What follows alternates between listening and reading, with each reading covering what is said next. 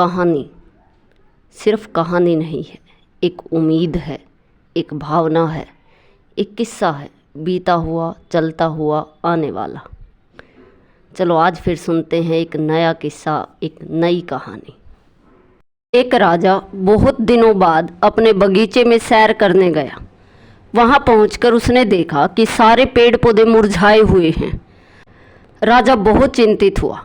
उसने इसकी वजह जानने के लिए सभी पेड़ पौधों से एक एक करके सवाल पूछने शुरू किए। आक वृक्ष ने कहा वह मर रहा है क्योंकि वह देवदार जितना लंबा नहीं है। राजा ने देवदार की ओर देखा तो उसके भी कंधे झुके हुए थे क्योंकि वह अंगूर लता की भांति फल पैदा नहीं कर सकता था।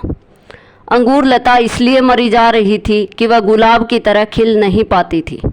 राजा थोड़ा और आगे गया तो उसे एक पेड़ नजर आया जो निश्चिंत था, खिला हुआ था और ताजगी में नहाया हुआ था।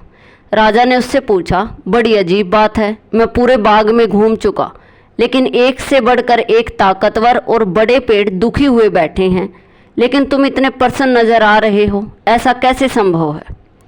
पेड़ बोला, महाराज, बाकी पेड़ अपनी विशेषता देखने की बजाय स्वयं के दूसरों से तुलना कर दुखी हैं, जबकि मैंने यह मान लिया है कि जब आपने मुझे रोपित कराया होगा तो आप यही चाहते थे कि मैं अपने गुणों से इस बगीचे को और सुंदर बनाऊं।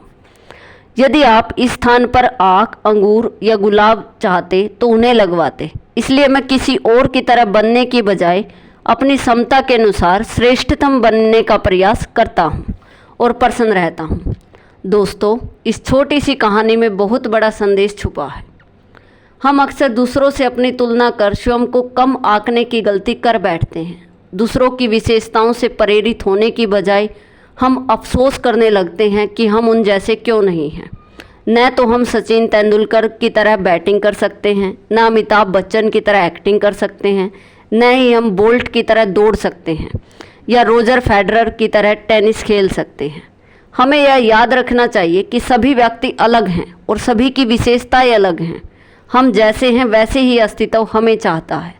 हम सभी में कुछ ऐसे गुण हैं जो अन्य लोगों में नहीं हैं।